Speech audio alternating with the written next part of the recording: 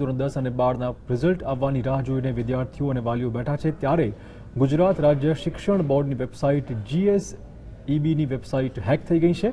મહત્વપૂર્ણ વાત એ છે કે વેબસાઇટ હેક થયા પછી પણ ગુજરાત શિક્ષણ બોર્ડના એક પણ અધિકારીએ ફરિયાદ નોંધાવવાની તસ્દી પણ લીધી નથી। ગુજરાત શિક્ષણ બોર્ડની વેબસાઇટ હેક, વિદ્યાર્થીઓના રિઝલ્ટ સાથે ચેડા થવાનો ભય। ગુજરાત રાજ્યના વિદ્યાર્થીઓનું ભાવિ ગુજરાત શિક્ષણ બોર્ડને હવાલે છે ત્યારે ગુજરાત શિક્ષણ બોર્ડના અધિકારીને રાજ્યના વિદ્યાર્થીઓની સહેજ પણ ચિંતા ન હોય તેવું લાગી રહ્યું છે। ગુજરાત શિક્ષણ બોર્ડની વેબસાઇટ હેક થયાના કલાકો બાદ પણ પોલીસ ફરિયાદ નોંધાવાઈ નથી, જેથી શિક્ષણ બોર્ડના અધિકારીની કામગીરી પર શંકા થઈ રહી છે। વાઇબ્રન્ટ કહેવાતા ગુજરાતમાં ઇન્ફોર્મેશન ટેકનોલોજીનો વિકાસ થયો હોવા છતાં રાજ્યની સરકારી વેબસાઇટ સલામત ન હોવી તે શરમજનક વાત છે। વેબસાઇટ હેક થવાના કારણે લાખો વિદ્યાર્થીઓના રિઝલ્ટ સાથે ચેડા થવાનો ડર વાલીઓના મગજમાં ઘર કરી ગયો છે। સરકારી વેબસાઇટ અને આ રીતના પ્રાઇવેટ ઈમેલ ડોમેન હોય છે તે તમામને પોતાની જે સિક્યોરિટી સિસ્ટમ છે એ રેગ્યુલર બેઝિસ ઉપર અપગ્રેડ કરતા રહેવી જોઈએ।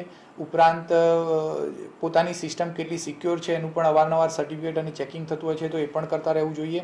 અને એમની જે આ સિક્યોરિટી સિસ્ટમના આધારે જ્યારે પણ એમના વેબસાઇટ અથવા તો ઈમેલ એડ્રેસ ઉપર કોઈ સાયબર એટેક થતા હોય એના પણ લોગ જનરેટ થતા હોય છે તો વિદેશથી અથવા તો ભારતમાંથી જ્યારે પણ આવા સાયબર લોગ જનરેટ થતા હોય તો તાત્કાલિક એમના હોસ્ટિંગને જાણ કરી અને બને એટલા ઝડપથી પોતાની સિક્યોરિટી સિસ્ટમો અપગ્રેડ કરાવડાવવી જોઈએ જેથી આ પ્રકારના એટેકથી એ લોકો બચી શકે। સૌથી મેજર જે કન્સર્ન છે એ ડેટાબેઝનો છે કે જો ડેટાબેઝ આવી રીતે રિસેન્ટલી દુબઈની બેંકની વેબસાઇટ હેક થઈ હતી, બરાબર, એના અંદર જેટલો પણ ડેટાબેઝ હતો એ ઓનલાઈન મૂકી દેવામાં આવ્યો હતો। તો દિવસે દિવસે ઘણા બધા આવા હેકિંગના અટેક્સ માર્કેટમાં નવા ટાઈપના અટેક્સ હોય છે, બરાબર, અને આ હેકર્સ આને ટેકનિક્સ યુઝ કરીને નવી ટેકનિક યુઝ કરીને વેબસાઇટ હેક કરીને કે સર્વર હેક કરીને જે ઇન્ફોર્મેશન એમને મળે છે એ લોકો ઓનલાઈન મૂકી દે છે। વેબસાઇટ હેક કરીને હેકર્સ દ્વારા ડેટાને કોઈ નુકસાન પહોંચાડવામાં નથી આવ્યું, પણ GSEBની વેબસાઇટ પર સલામતી કે સિક્યુરિટીના નામે મીંડા હોવાનું હેકર્સે સાબિત કર્યું છે।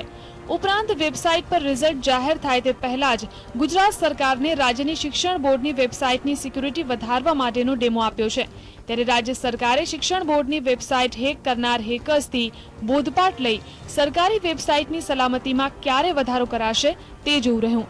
કેમેરામેન વસંત તિરગર સાથે પ્રતીક જાદવ, GSTV, અમદાવાદ।